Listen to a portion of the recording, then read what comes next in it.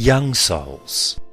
Having mastered the infant and baby soul issues of survival, discipline and order, the soul is now looking to see how powerful it can become in the world. So after the juvenile years of adolescence comes a time of young adulthood. Much that can be said about young souls is what would be said about young persons and young adults before middle age. Independence and the ability to get what one wants out of life are the driving force of the young soul stage. Seizing what the physical plane has to offer, vying to gain positions of prominence, power and great wealth, causes this to become the most competitive period in the whole cycle of lifetimes. Young souls ages 1 to 4. Still coming to terms with their emotions, most early young souls express a lot of anger. They can be domineering and very cautious about strangers or the unfamiliar. At this level, there is a strong attraction to gangs. This is a hangover from the infant and baby ages of tribal instinct. However, now they have a deeper insight, so they are looking to fulfill certain gaps. Usually their family ties are not strong, so they will gravitate towards others like themselves. It is for this reason that prisons are full of early young souls. They can still be dogmatic like the baby soul. However, unlike the baby soul, they prefer to be in control and exert authority. They want to control others and will do this effectively through the use of fear and dogma. By the 4th level, they begin to emerge as a typical mafia type. Driven by greed, they will become ruthless in their quest for money, which in their mindset equals power. Life is cheap to the early young soul, and they tend towards a sort of tape measure mentality that makes them monitor who among them has the hottest investments, the most lavish parties, the most important friends, the biggest house, fastest motorcycle, broadest shoulders and thinnest hips. At level 5, they almost universally withdraw.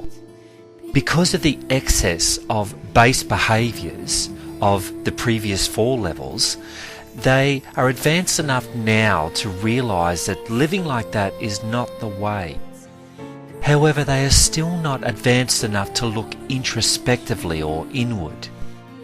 They know something is not right but cannot put their finger on it. So, as a knee-jerk reaction to avoid further mountains of bad karma, they will choose a life where they live a quiet, almost hermit existence. They do this more because they want to avoid people and therefore avoid lessons on the emotional level. In fact, they don't like people at all and come across as the classic grumpy old man or the crazy bag lady. Believe it or not, the outcome of these lives is actually a huge jump forward. Now at level 6, the now later young souls are friendly and successful. They are still attracted to positions of authority, wealth and power, but have managed to temper their anger a little. Young souls at this level tend to be focused on physical prowess, so many end up in a professional sport, modelling and TV shows. Others, on the other hand, will be ambitious nobodies, always striving for recognition and fame, but rarely find it. Young souls are the architects of civilization, the builders of empires, the leaders of business and economics. Their basic motivation is materialism, and they will work tirelessly for the material achievements. They are the most likely of all the ages to be workaholics, constantly in a state of unrest, seeking their materialistic goals. More than any other soul age, young souls feel at home in the physical body. The flesh is their playground. They really like it on this planet. We actually owe them our efficiency, much of our high technology, military might, and our continual push to make things happen and change. However, with a focus on quantity rather than quality, something like GM, or genetically modified agriculture, will be valued by young souls. So, for example, bumper crops being bumper crops, the fact that this method has destroyed 95% of the huge variety of seed types that were available 125 years ago, and that it poisons the earth with nitrates, selenium, pesticides, and dastardly ecological problems, would likely not even raise an eyebrow. After all, it's a bumper crop. The yuppie phenomenon is a manifestation of the young soul age. They attend financial seminars, Donald Trump courses, super salesman conventions and the like. They invest in the stock market and they seek to be professionals in their career and their life. Controlling all this power, production and advances are the 7th level young souls. They crave absolute authority. They come across as calm and are usually born to money and are gifted a plush career.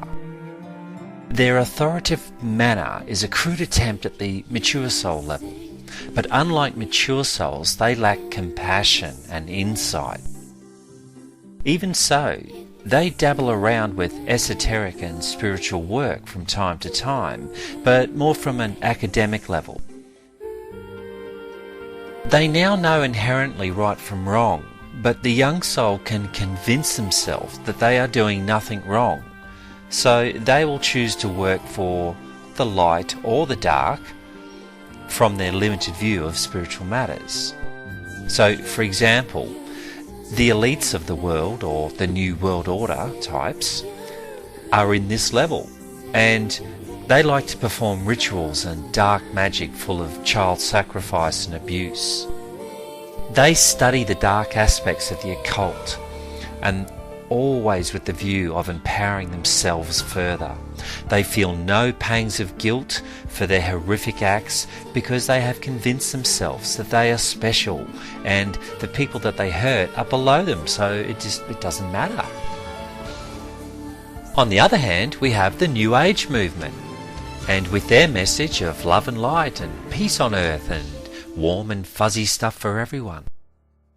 And what's wrong with that, you may ask? Well, nothing, except that at the 7th level young soul, they tend to commercialize it. They package it up, post it, and make a ton of money to boot, which is typical young soul attributes. Remember the bumper crops analogy. This is the same mentality. Mass produce spiritual wisdom and sell it to the masses. That is why a lot of them come across as hokey or airheads and eccentric tree huggers. That is also why most New Agers spend years reading every book, going to every workshop, and getting every degree so they can put letters on their business cards. But they rarely put that knowledge into practice. On an intellectual level, they do understand spiritual lessons, but on a soul level, they lack the ability to put those lessons into real-world practice. So instead, they invent what is supposed to be spiritual normal, and everyone else goes along with it because typical young souls want to fit in and be normal. The reality is, most New Age gurus and New World Order elites are in the same level. 7th level young souls. So, contrary to popular belief, they are not super gods, as in the New World Order, and they are not old souls in their last life, as in the New Ages. They are preparing to start a whole new level of understanding in the mature soul level. Know that this reality is going to hurt a lot of feelings, and most will not accept that they are young souls, but I'm only trying to help them to understand this so they can jump to the next level. There are more young souls on this planet than any other soul age. Between 60 and 65% of the population of the Earth are young souls. The planetary average is 5th level young soul. Therefore, they are the most ordinary and conventional. They form the establishment. In fact, young souls have somewhat of a hang-up about normalcy. They want very much to be considered normal, and they want everybody else to be what they consider to be normal. The most powerful places in the world are like Japan, Hong Kong, Germany, Israel, Saudi Arabia, Australia, Canada, and the United States. All express a strong young soul propensity. Everybody growing up in these places, regardless of soul age, will receive young soul imprinting or conditioning about how to act, think, look and feel in order to be a success. If they don't conquer you in their business or economic world, young souls will conquer you in the military. For example, young soul American leadership wants to make the world safe for its ideology, which is democracy. They call it the struggle to maintain freedom and liberty, but what young souls really mean by this is they don't want others telling them what to do, and basically they want you do it my way instead. Since they want this liberty for themselves, they champion it for others. On the other hand, young souls in Russian leadership want to bring the whole world around to its socialistic point of view, professing for their own good. Really, but these supposedly noble ideologies are just excesses, excuses for do it my way, taken to the extreme. While young souls are productive, industrious and goal-orientated, their vision extends only so far, and they are not likely to question their motives or ethics. Relationships. Although more advanced than baby and infant souls, young souls still have fairly simple perceptions about life.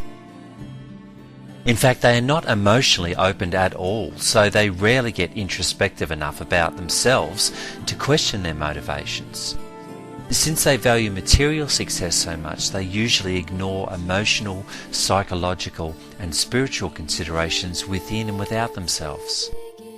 Desire here is to win other people over to one's own point of view or make them over in their own image. The young soul perceives me and you and wants to change you into me. The young soul wants to organize people into a society, a civilization or a company. They believe every person should know his place in the rank and file of the culture. They believe in this sort of thing so much that they are willing to fight for it, to convince others to do it their way. Wars are mostly a young soul phenomenon.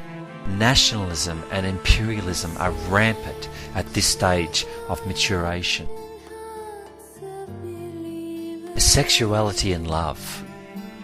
They tend not to be very good with romantic relationships.